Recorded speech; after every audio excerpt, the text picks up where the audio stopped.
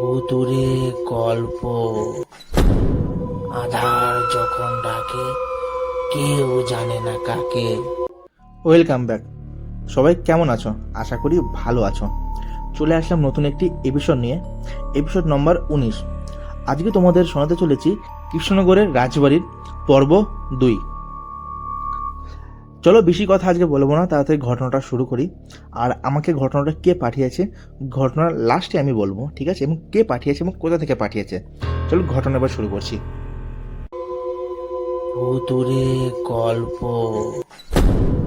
আধার যখন ডাকে, কেউ জানে না কাকে। চিত্রশালা কক্ষটা নীল আগুন জ্বলছে, কিন্তু গরম নয়, বরং বরফের মতো ঠান্ডা। দেবনাথের অশরীরী দেহ আগুনে মোড়া হয়ে আছে, তবু সে জ্বলছে না, বরং আগুনের ভেতর থেকেই ভীষণ হাসছে। ভেবেছ আমাকে থামাতে পারবে? কেশর তো মাত্র এক আত্মা, তোমরা জানোই না আমার সাথে আরো কত ছায়া বাঁধা। রুদ্র পিছু হটে দেওয়ালে ঠেকে গেলেন। মেঝে কাঁপছে, দেয়ালের ছবি ছেঁড়া আর্তনাদের মতো কাঁদছে। ঠিক তখনই নীল আগুনের মাঝখান থেকে কেশরী রানীর কণ্ঠ, দেবনাথ, তোর সময় শেষ হয়েছে। শতবর্ষের আরতি আজ মুক্তি পাবে। দেবনাথ হাহাকার করে উঠল, না, এই প্রাসাদ আমার, এই মূল্য আমি একা দেব না, এই মানুষটাকেও প্রথম উৎসর্গ করব। সে ঝাঁপিয়ে পড়ল রুদ্রর দিকে। ঝাঁপ পড়ার আগেই কক্ষের মেঝের নিচে এক প্রচণ্ড ধাক্কা। মেঝে ভেঙে গেল। রুদ্র সোজা নিচের গভীর অন্ধকারের দিকে পড়ে যেতে লাগলেন। বাতাসে এক সেকেন্ড অদ্ভুত তীব্র গন্ধ, গঙ্গার স্যাঁতসেঁতে জল আর পোড়া ধূপের মিশ্রিত। ধপ। রুদ্র উঠে দেখলেন এটা একটা বিশাল ভূগর্ভস্তূপ, সমাধিক্ষেত্র। মাটির নিচে এই ঘর হাজার বছরের পুরনো বলে মনে হয়। দেয়ালে সারি সারি নাম, হেমন্তপ্রিয়া, চুক্তি, বিরজা, বিনিতা, শান্তি। এরা সবাই রাজবাড়িতে অত্যাচারিত নারী, যাদের নাম ইতিহাসে নেই। রুদ্রের গলা শুকিয়ে গেল। হঠাৎ চারিদিকের দেয়াল থেকে নরম দমবন্ধ করা কণ্ঠস্বর, আমাদের মুক্তি দাও, আমাদের সত্য প্রকাশ করো। রুদ্র বুঝলেন এখানে সবটাই ষড়যন্ত্র ছিল। কিশোরী রানী ছিলেন প্রথম, কিন্তু তারপরেও বহু নারীর মৃত্যু হয়েছিল দেবনাথের হাতে। হঠাৎ সব সমাধির ঢাকনা একসাথে খটাখট খুলে গেল। একটা নয়, 10টা নয়, শতাধিক সাদা ছায়া মাটি থেকে উঠে দাঁড়ালো। তাদের চোখ নেই, মুখ নেই, কিন্তু কান্না আছে। দেবনাথ ওপর থেকে নেমে এলো, আগুনে পোড়া শরীর নিয়ে। দেখলো রুদ্র, এরা আমার বন্দি, এরা আমার শক্তি। কিন্তু ছায়ারা, এরা দেবনাথের দিকে ফিরল, তাদের ভিতর থেকেও একসাথে ফিসফিসানি, তুমিই আমাদের মেরেছিলে, আজ তুমিই বিচার পাবে। দেবনাথ গর্জে উঠল, চুপ করো।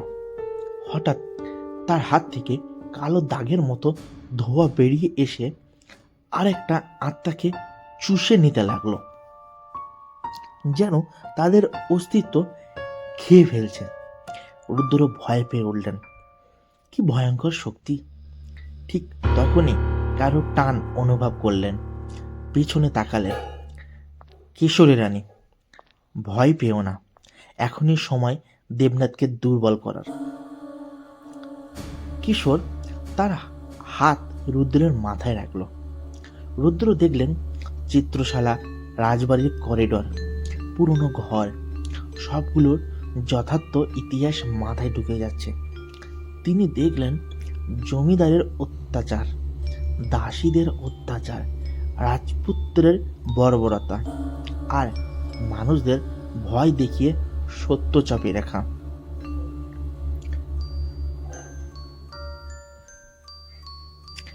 রুদ্র কেঁপে উঠলেন, কিশোর বলল, এই সব সত্য উচ্চারণ হলেই দেবনাথের ক্ষমতা ভেঙে যাবে। দেবনাথ ভয় পেয়ে গর্জন করল, চুপ, কাকে বলছো এসব? রুদ্র গলা উঁচু করে বললেন, এই রাজবাড়িতে শুধু গুটি বসন্তেই মৃত্যু হয়নি, এখানে রাজপরিবারের পাপে বহু নিরীহ নারীকে হত্যা করা হয়েছে। এক মুহূর্তে আগুনের নীল আলো সাদা হয়ে উঠল, ছায়াগুলো ধীরে ধীরে শক্তি ফিরে পেল। দেবনাথ ঝাঁপিয়ে পড়ল রুদ্রের দিকে। থামো! রুদ্র চিৎকার করে আরেকটি সত্য বললেন, দেবনাথ সেন এই রাজবাড়ির ভয়ঙ্করতম খুনি, যাকে রাজপরিবার লুকিয়ে রেখেছিল। এই কথাটি উচ্চারিত হতেই দেবনাথের আগুন দপ করে নিভে গেল। সে হাঁটু গেড়ে বসে পড়ল। না না, আমার শক্তি, আমার আসন। শতাধিক নারী আত্মা ধীরে ধীরে তার দিকে ভেসে এলো, তার হাত পা কাঁপছে। আমাদের রক্ত, আজ তোমার বিচার। দেবনাথ চিৎকার করল, আমাকে ছেড়ে দাও, আমি মরতে চাই না। কিন্তু আলো সবটুকু তাকে ঢেকে ফেলল। হঠাৎ সমাধিকক্ষ কেঁপে উঠল, একটা ভয়ঙ্কর কান্নার আওয়াজ, তারপর সম্পূর্ণ নীরবতা।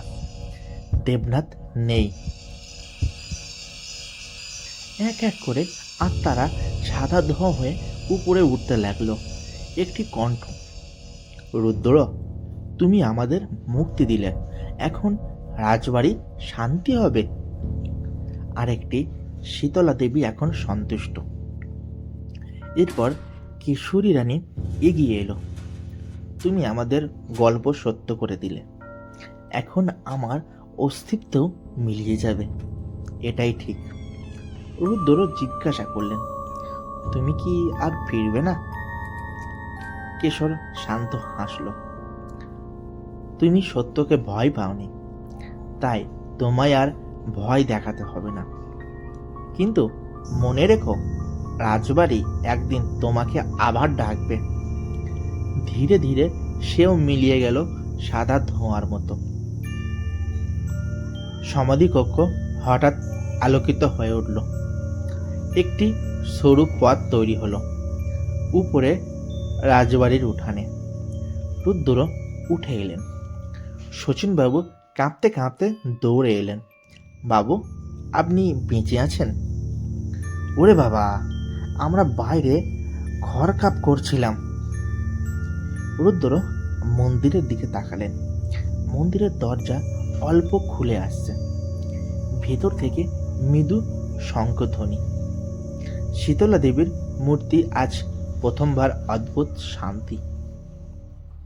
পরদিন সংবাদ মাধ্যমে ইতিহাস সংশোধন করা হলো। রাজবাড়ির গোপন হত্যার প্রমাণ আবিষ্কার হয়। প্রশাসন তদন্ত শুরু করল। রুদ্র কলকাতায় ফিরে এলেন, কিন্তু 3 সপ্তাহ পর রাত 3টে, বাতাসে ঠান্ডা গন্ধ। দরজার ফাঁক দিয়ে একটা সাদা আলো এলো ঘরে। আর এক কণ্ঠস্বর, রুদ্র, আরেক সত্য লুকিয়ে আছে রাজবাড়ির পশ্চিম টাওয়ার, যেখানে কেউ এখনো যায়নি। রুদ্র চমকে উঠলেন। রুদ্র কলকাতা থেকে কৃষ্ণনগরে ফিরে এলেন রাতের বেলা। রাজবাড়ির মূল দরজা খোলা, বাতাসে অদ্ভুত ঠান্ডা। চাতাল, মন্দির, গাছ সব কিছুরই ছায়া দীর্ঘ। শচীনবাবু বললেন, বাবু, পশ্চিমী টাওয়ারের দিকে যেন কেউ পা দেয়নি, কিন্তু শুনেছি রাতেই সিঁড়ির আওয়াজ আসে, আর যিনি গিয়ে দেখেছেন কেউ ফিরে আসেনি। রুদ্রের কৌতূহল ঝাঁপিয়ে উঠল, আসুন, এবার আমরা যাচ্ছি ইতিহাস জানতে, ভয় না পেলেই হবে। দুজন ধীরে ধীরে পশ্চিমী টাওয়ারের দিকে এগোলেন। মাটির ধুলো, পাথরের শব্দ, বাতাসের হাহাকার। সব মিলিয়ে যেন কেউ আগে থেকেই পথ দেখাচ্ছে। টাওয়ারের নিচে পৌঁছে রুদ্র দেখলেন একটি সরু ধুলা ঝরা সিঁড়ি, দেওয়ালে লাল দাগ, কিন্তু রক্তের মতো নয়, অতিকণ্ঠ অদ্ভুত ছায়া আঁচড়ের মতো। সিঁড়ির শেষাংশ অন্ধকারে মিলে যাচ্ছে। শচীনবাবু কাঁপতে কাঁপতে বললেন, বাবু, এই সিঁড়ি নেমে যায় সমাধি ক্ষেত্রে, আরো গভীরে, কেউ ফিরে আসেনি। রুদ্র নিঃশ্বাস ফেললেন। আমাদের ভয় পেলে কাজ হবে না, সত্য জানবই। তারা সিঁড়ি নামে। প্রতিটি ধাপ যেন আগের চেয়েও দীর্ঘ, ঠান্ডা, আরো গভীর। হঠাৎ সিঁড়ি থমকে গেল। একটি নরম ফিসফিসানি। শেষে, তুমি কি সাহস করেছ? রুদ্র মাথা উঁচু করলেন। কোনো আলাদা নেই, শুধু অন্ধকার আর ফিসফিসানি। সিঁড়ি থেকে একটি বেলুনাকার কক্ষ, কেন্দ্রে চিরাচরিত চেয়ারের উপর একটি ছোট মূর্তি, শীতলা দেবী, কিন্তু চোখ দুটি লাল। দেওয়ালগুলোতে অদ্ভুত চিত্র, নাকি কিছু চিত্র জীবন্ত হয়ে উঠেছে। রাজবাড়ির ইতিহাসে অন্ধকার সব অপরাধ এখানে আঁকা। নির্যাতন, হত্যা, লুকানো হত্যা। হঠাৎ কক্ষের মধ্যে বাতাস ঘুরে এলো। একটি ছায়া, দীর্ঘ, অস্পষ্ট, মানুষের মতো, কিন্তু মুখ নেই। ফিসফিসানি, এরা ফিরে এসেছে। আমরা চেয়েছি বিচার। রুদ্র চোখ রাঙালেন। হঠাৎ মূর্তির চোখ থেকে লাল আলো বেরিয়ে এলো। ছায়া ধীরে ধীরে ভীষণ আকার নিল। একটি দৈত্যকার কায়া, দেবনাথের আত্মার মতো, কিন্তু হাজারো নারী আত্মার সাথে যুক্ত। দেবনাথ ফিসফিস করে, আমি আমি এখানেই রাজা, কেউ আমার সাথে ব্যথা করবে না। রুদ্রের মন কেঁপে উঠল, কিন্তু কেশরী রানীর কণ্ঠ, রুদ্র, সাহস করো, তাদের বিচার করো। রুদ্র মূর্তির দিকে এগোলেন। মূর্তি স্পর্শ করার সাথে সাথে নীল আলো কক্ষ ভরে গেল। ছায়াগুলো চিৎকার করতে লাগলো, বিচার, বিচার। দেবনাথ চিৎকার করে কেঁপে উঠল, না, আমাকে না। হঠাৎ সিঁড়ি থেকে ধ্বনি, সত্যের পথ খোলা, কিন্তু তুমি কি সব দেখবে? রুদ্র বুঝলেন পশ্চিমী টাওয়ারে আরো গোপন কক্ষ আছে, যা কেবল সাহসী লোকই দেখতে পারে।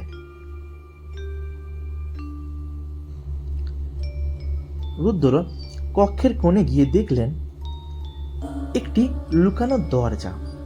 দরজা খোলার সাথে সাথেই গা ঘেঁষে একটি অন্ধকার চিহ্ন। পৃথিবীর আলো অদৃশ্য হয়ে গেল। দরজার ভেতরে পুরনো দাসীদের জন্য সমাধিক্ষেত্র, প্রাচীন কফিন এবং সেই সব দাসীর নথি। রুদ্র পড়লেন রাজবাড়ির পশ্চিমী টাওয়ারের বহু নারীর মৃত্যু লুকানো। রাজপুত্র ও জমিদাররা তাদের হত্যা করে ইতিহাস মুছে দিয়েছে। আর আজ যারা বেঁচে আছে তাদের মুখে সত্য প্রকাশ করা হবে। হঠাৎ কক্ষের মেঝে কেঁপে উঠল। ছায়া ধীরে ধীরে দেবনাথের দিকে ঢুকে গেল। চিৎকার করল, না, না, আমার ক্ষমতা। কিশোরী রানীর কণ্ঠ, অত্যাচারী বিচার নেবে। এক মুহূর্তে অন্ধকার সব মিলিয়ে গেল। নীল আলো সব কক্ষ ভর্তি হলো। দেবনাথ এবং অশুভ ছায়াগুলো নিখোঁজ। রুদ্র এবং শচীনবাবু বাইরে এলেন। পশ্চিমে টাওয়ারের দরজা স্বাভাবিকভাবে বন্ধ। ভেতরে কক্ষ থেকেই শুধুই নীরবতা এবং শান্তি। কেশরী রানীর কণ্ঠ দূর থেকে, রাজবাড়ি শান্তি হলো, কিন্তু মনে রেখো, রুদ্র ইতিহাস কখনো শেষ হয় না।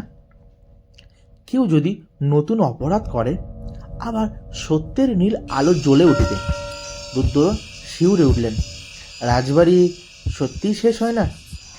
এটি ইতিহাসের এবং অন্ধকারের এক গোপন দ্বার। শচীনবাবু বললেন, হ্যাঁ বাবু, এই রাজবাড়িতে কেউ সত্য বলতে পারলেই শান্তি আসে, না হলে আবার জেগে উঠবে। রুদ্র চুপচাপ দাঁড়ালেন। তিনি জানতেন রাজবাড়ি একদিন আবার ডাকবে। ভুতুরে গল্প। আধার যখন ডাকে কেউ জানে না কাকে। কৃষ্ণনগরের রাজবাড়ির দ্বিতীয় পর্ব কেমন লাগলো অবশ্যই তোমরা কমেন্টে জানিয়ে দিও। আর তৃতীয় পর্ব খুব শীঘ্রই চলে আসবে।